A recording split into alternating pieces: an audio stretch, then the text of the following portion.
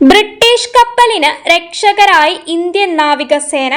ഹൂതികളുടെ missile ആക്രമണത്തിൽ തീപിടിച്ച British എണ്ണക്കപ്പലിനാണ് India രക്ഷകരായത്. തീകെടുത്താൻ സഹായിച്ച Indian നാവികസേനയിലെ അഗ്നിരക്ഷാ സംഘത്തിന് കപ്പലിന്റെ ക്യാപ്റ്റൻ നന്ദി പറയുകയും ചെയ്തു.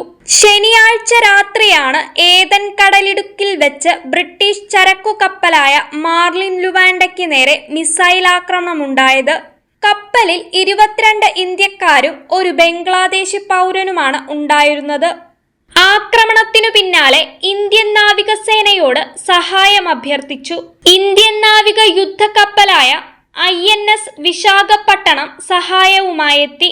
തീ ആദ്യം നിയന്ത്രണ വിധേയമാക്കി. പിന്നീട് തീ പൂർണ്ണമായും കെടുത്താൻ അഗ്നിരക്ഷാസേനയ്ക്ക് കഴിഞ്ഞു. 6 മണിക്കൂർ നീണ്ട പരിശ്രമത്തിലൊടുവിലാണ് കപ്പലിലെ തീ പൂർണ്ണമായും കെടുത്തിയത്. 10 പേരടങ്ങുന്ന അഗ്നിരക്ഷാസേനാ സംഘമാണ് ബ്രിട്ടീഷ് കപ്പലിന് രക്ഷകരായത്. കപ്പലിലുണ്ടായ തീ പൂർണ്ണമായും കെടുത്തിയതായി ഇന്ത്യൻ നാവികസേന അറിയിച്ചു. വീണ്ടും തീപിടുത്തമുണ്ടാകാൻ സാധ്യതയുണ്ടോ എന്ന കാര്യം നാവികസേന പരിശോധിച്ചു വരികയാണ്.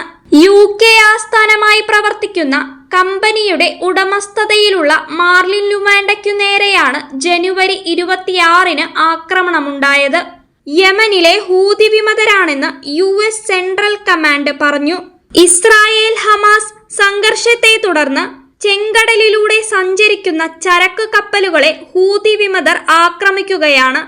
ജനുവരി 18-ന് മറ്റൊരു ചരക്കു കപ്പലിനു നേർക്ക് ഡ്രോൺ ആക്രമണമുണ്ടായപ്പോഴും INS വിശാഖപട്ടണം സഹായവുമായി എത്തിയിരുന്നു.